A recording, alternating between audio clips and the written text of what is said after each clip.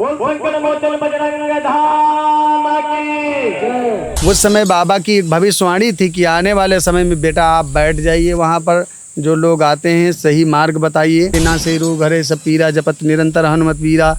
जो नित्य प्रति हनुमान जी का ध्यान करता है, हनुमान जी की पूजा आराधना करता है, उसका कल्याण होना। हर भारत के कोने कोने से, जैसे देहरादून, कर्नाटक, बिहार, उड़ीसा, पंजाब, अभी तो आसाम से भी लोग आए थे। यहाँ पर अर्जी जो लगाता है आकर के पीपल के पेड़ में धागा बांधता है, बाबा से बैठकर प्रार्थना करता है।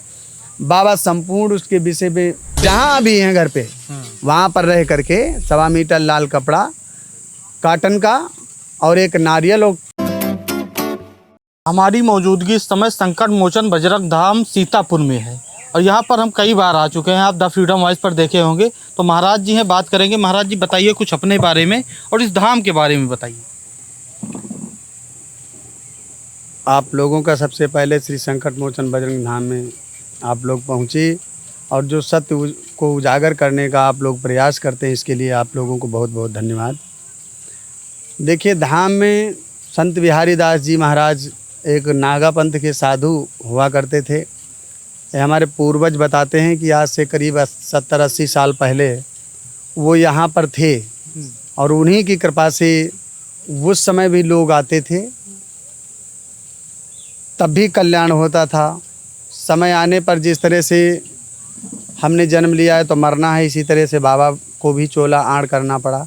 लेकिन बाबा इस धाम से कहीं गए नहीं, इसी धाम में उनकी शक्तियाँ विराजमान हैं और उसी से आज जो भी लोग आते हैं सभी का कल्याण होता है। एक समय था जब जंगल लगा हुआ था, आज से करीब 10-12 साल पहले, जो आप पीछे जंगल देखे होंगे उसी टाइप का जंगल लगा था। कहीं पर भी बैठने की जगह नहीं थी। उस समय बाबा की एक भविष्यवाणी थी कि आने वाले समय में बेटा आप बैठ जाइए वहाँ पर, जो लोग आते हैं सही मार्ग बताइए और सभी के कल्याण का मार्ग बताइए। लोग दुनिया से रोते हुए आएंगे और संकट मोचन बजरंग नाम से हंसते हुए जाएंगे। और ऐसा करने से एक समय वो आएगा जब समस्त भारत के लोग आएंगे। और आज बाबा की भविष्यवाणी सत्य हुई कि भारत के कोने कोने से लोग आते हैं। कहाँ कहाँ से आते हैं यहाँ पे? हर भारत के कोने कोने से, जैसे देहरादून, कर्नाटक, बिहार, उड़ीसा, पंजाब, अभी तो आसाम से भी लोग आए थे। और जैसे कि कोलकाता है, पश्चिम बंगाल, देहरादून इत्यादि सभी जगह से लोग यहाँ आते हैं। बाहर से कौन लोग आए हैं?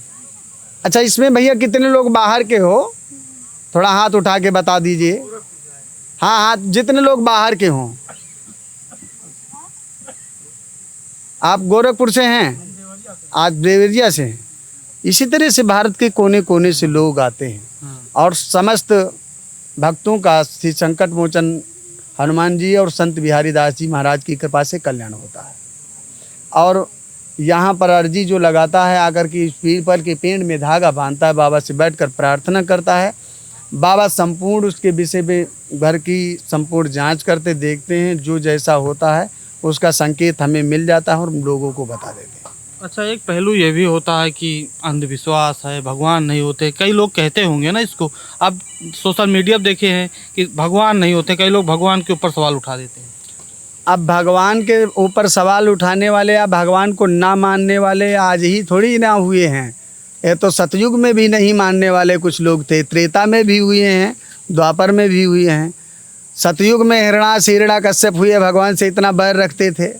और त्रेता में रावण, कुंभकर्ण और मारीच, सुबाव इत्यादि हुए जो भगवान से इतना बैर रखते। तो द्वापर में कंस और शिशुपाल इत्यादि बहुत सारे लोग हुए हैं। तो आज अगर कलयुग है, अगर कोई कहता है तो उनका विचार है, पर हम कहते हैं भैया कमेंट करने से पहले सोचना चाहिए। किसी भी व्यक्ति को हम अच्छा कहें तो क्यों अच्छा कहें, पहले उसकी अच्छाई तो जाने कि इसमें कुछ अच्छाई है या यूं ही हम इसको अच्छा कह रहे हैं। और किसी भी व्यक्ति को हम बुरा कहें तो इससे पहले हमें सोचना चाहिए कि इसको हम बुरा कह रहे हैं तो इसकी बुराई तो पहले पकड़ें कि कौन सी बुराई है इसके अंदर। अगर आपको कहीं से भी आप देखते हो वीडियो या आपकी कोई समस्या है, लोग कहते हैं कि हम संकट मोचन बजरंग धाम में पहुँचे हैं, हमारी समस्या का समाधान हुआ है, पर आप यहाँ नहीं आए हो, आपकी भी समस्या होगी कोई ना कोई। तो आप आइए, अपनी अर्जी लगाइए और आपकी अपनी समस्या, निजी समस्या का समाधान हो जाए तो मानिए संकट मोचन बजरंग धाम सच्चा धाम है।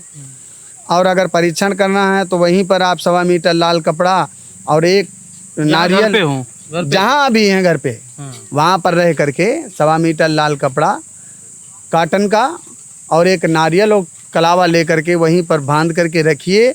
संत बिहारी दास जी महाराज और बालाजी से प्रार्थना करिए कि हमारी ये मनोकामना, इसके लिए हमने अर्जी लगाई है, और जब हमें परिवर्तन दिखेगा तभी हम आपके धाम में आएंगे।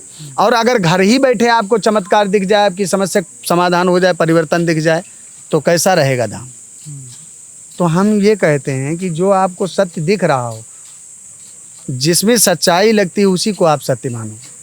हमारा पाखंड और अंधविश्वास फैलाने का कोई उद्देश्य नहीं है। और अगर फिर भी इतने पर भी नहीं मान रहे हो, भगवान ने जिस तरह से शिशुपाल को 99 गाली दिया लेकिन छूट देते रहे, फिर भी नहीं माना, तो इसी तरह से अगर आप तब भी नहीं मान रहे हो तो आ जाओ बाबा के पास बैठो 3 से 5 दिन, और खुद जब चीख चीख करके दुनिया को बताओ कि संकट मोचन बजरंग धाम में संत बिहारी दास जी निवास करते हैं, तो मानो। और यदि नहीं, कुछ ही नहीं मानना है, तो हम वीडियो में तुम्हारा नाम लेके बुला नहीं रहे हैं, फिर ना हो भैया, क्या मतलब है। अगर तुम्हें कुछ नहीं दिख रहा है तो तुम्हें नाम लेके तो नहीं बुलाया जा रहा है, ना हो। आपकी इच्छा है तो आओ, नहीं इच्छा है तो सक्षम नहीं है यहाँ पे, उनके लिए क्या है कि घर पे क्या कर सकते हैं। देखिए, मोबाइल नंबर इसीलिए दिया गया है, अगर आपकी कोई समस्या बनती है, आप रात्रि 8 बजे या सुबह 9-10 बजे फ़ोन करेंगे तो आपको विधान बताया जाएगा, और वहीं पर आप आपका समस्या का समाधान बताया जाएगा, और बालाजी की कृपा से आधे से ज़्यादा समस्या वहीं पर समाधान हो जाएगा, घर पे ही। और घर पे जब हो जाए तब आप आओ, आने की ज़रूरत नहीं। पहले देखिए, पहले हम कह रहे हैं कि अगर पहले आना चाहते हो तो आओ, नहीं आना चाहते हो तो ये करके देखो, लाभ दिखे तब आओ। और अगर हम किसी संत की शरण में या किसी देवता की शरण में खुद चल के चले जाएं, तो इससे बहुत बड़ी कृपा प्राप्त होती है, क्योंकि हम भगवान के पास चल के गए हैं, तो इससे भगवान की कृपा अवश्य ही प्राप्त होगी। और यहाँ पर आप पहुँचेंगे तो बाबा बिहारी दास जी की कृपा के पात्र आप बनेंगे, और बाबा बिहारी दास जी की ही कृपा से आज समस्त भक्तों का कल्याण होता है। ये धाम कितना पुराना है, कितने लोगों का भला हुआ होगा आपके जानने में? अब ऐसे तो नहीं पता है, क्योंकि अब तकरीबन 10,000 लोगों का कल्याण हो चुका होगा। और ये धाम पुराने का जो आपने प्रश्न किया है, पुराना तो हम भी नहीं जानते, क्योंकि हम थे ही नहीं, हमारे पिताजी भी नहीं थे। ये हमारे पिताजी के भी बहुत पहले से यहाँ पर बाबा थे। उन्होंने क्या कहानी थी इस धाम की? देखो, कहानी ये थी कि एक संत आए थे, जंगल लगा था, नाम यही बिहारी दास, जो हमने कई बार वीडियो में बताया है। उन्होंने जंगल देखा, संतों का यही स्वभाव रहता, कहीं देखे भी एकांत जगह तो बैठ गए। बाबा आए, देखे जंगल लगा था तो बैठ गए तो अपनी सब तपस्या में लीन हो गए, साधना करने लगे। लोगों को पता चला कि कोई संत आया है, इस जंगल में रहता है। अपना त्रिशूल लगा करके बैठ करके समाधि में बाबा प्रतिदिन तपस्या करते थे। लोग आते थे, देखते थे कोई बाबा बैठा है, तो ऐसे करके लोगों को खबर हुई तो बहुत ज़्यादा भीड़ होने लगी। अपनी अपनी समस्याएं लोग लेकर आने लगे बाबा के पास। बाबा की कृपा से सभी का कल्याण होने लगा, तो उस टाइम भी बहुत ज़्यादा भीड़ होती थी। फिर ऐसा हुआ कि कुछ समय बाद बाबा ने अपना चोला आड़ किया, अदृश्य हुए, तो कुछ दिन तक ये बीच में दब गया था। लोग आना जाना कम कर दिए थे, कोई आता था। उसके बाद बाबा ने हमें ये संकेत दिया, स्वप्न में कहा, और हमारे पिताजी को उन्होंने कई बार बताया कि आपके 3 नंबर वाले जो बेटे हैं, इनको आप हम लोगों को समर्पित करिए, इनको बैराग लिखा है, और जा कर के इस जंगल में बैठेंगे, लोगों को भक्ति मार्ग बताएंगे। आने वाले समय में भारत के कोने कोने से लोग आएंगे। और आज वही बाबा की कृपा से हो रहा है कि जो भी कहीं से चल के आता है वीडियो देख करके या किसी के बताने से, हनुमान जी की कृपा से सबका कल्याण होता है। आप इतने लोगों में पहले इंटरव्यू करके देखिए, जिन लोगों का कल्याण हुआ है तो आपको खुद ही बता देंगे। हम बताएं तो अपने मुख से क्या बताएं, आप खुद ही जानकारी लेंगे। बात किया, कई लोगों से बात किया, कई लोग हैं जो 2 बार 3 बार आए, उनका भला हो गया है। तो ऐसी क्या शक्ति मानते हैं आपकी, कौन सी शक्ति है, कौन से भगवान है कि लोगों का भला होता? तभी तो देखिए भीड़ अभी भी 4 बज रहा दोपहर के। देखिए, बालाजी चिरंजीवी हैं, हनुमान जी धर्म के रक्षक हैं और कलयुग के प्रधान देवता हैं, वो तो आई हैं, हर जगह विद्यमान है।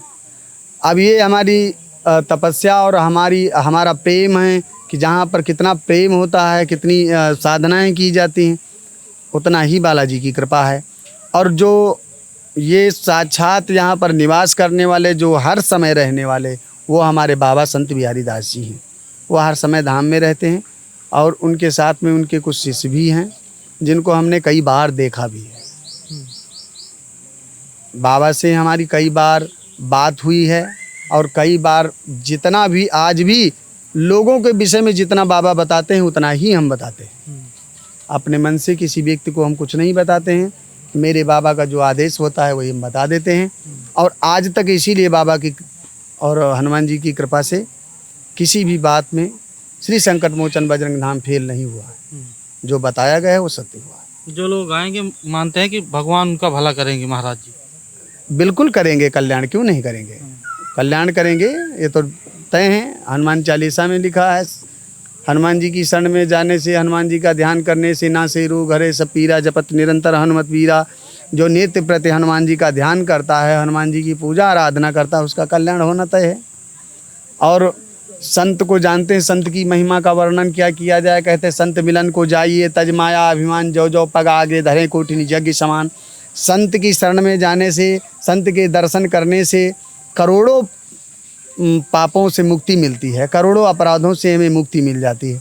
तो ऐसे संत बिहारी दास जी महाराज से जो आकर के बाबा के पास बैठता, अपनी प्रार्थना करता है, तो कई पापों से मुक्ति मिलती है और हर प्रकार की समस्या का समाधान होता है। आप हनुमान जी की चर्चा कर दी हैं तो हम अयोध्या चलते हैं। अयोध्या से एक खबर ये आ रही कि राम जन्मभूमि जहाँ पे है वहाँ पे करोड़ों रुपए की चंदा चोरी हो गया। उसके बारे में आप भगवाधारी हैं, संत हैं, सनातनी संत हैं, क्या सोचते हैं उसके बारे में? देखो, हम सीधा स्पष्ट बोलते हैं और इसीलिए हमारा थोड़ा जो भी हम बोलते हैं थोड़ा लोगों को सुनने में अजीब लगता है। हम कहते हैं कि ऐसे लोग बाबा हैं ही नहीं, ऐसे लोग भक्त हैं ही नहीं जिनके हृदय में कपट, बेईमानी, छल, लोभ, पाखंड और ये सब चीज़ें हैं। वो संत, बाबा या भक्त कहलाने के लायक तो छोड़िए, एक सही, एक शुद्ध नागरिक कहलाने के लायक नहीं है ऐसे लोग। तो उनको हम बाबा कैसे कहें? बाबा होते चोरी क्यों करते? बाबा को चोरी की क्या ज़रूरत है? इतने लोगों में आप पता करिए, हम बाबा नहीं हैं, हम कोई संत नहीं हैं, एक छोटे से दास हैं अपने बालाजी के और संत बिहारी दास जी के सेवक। जो सेवा करने वाले होते हैं उनको सेवक कहा जाता है। अयोध्या में जिन्होंने चोरी किया उनके साथ क्या होना चाहिए, क्या मानते हैं आप एक संत होने के कारण? देखो, अगर संत कोई भगवा वस्त्र धारण करके अगर कोई दुष्कर्म करता है तो हम तो कहते हैं उसे आजीवन कारावास दिया जाए। यदि तुमको गलत कर्म करना ही था तो इस भेष में क्यों आए, और अगर इस भेष में आए हो तो इस भेष की मर्यादा और लाज रखो, ताकि जो अच्छे लोग हैं उन लोगों का अपमान ना हो। अब कुछ लोग करते हैं और उसके साथ में बेचारे अच्छे लोग भी परेशान हैं। तो ऐसे लोग अगर ऐसा कुकर्म करते हैं, ऐसे वस्त्र धारण करने के बाद, तो हम कहते हैं कि उनको कठिन से कठिन सजा दी जाए ताकि भविष्य में कोई ऐसा सोचने की चेष्टा ना करे। धन्यवाद महाराज जी बात करने के लिए।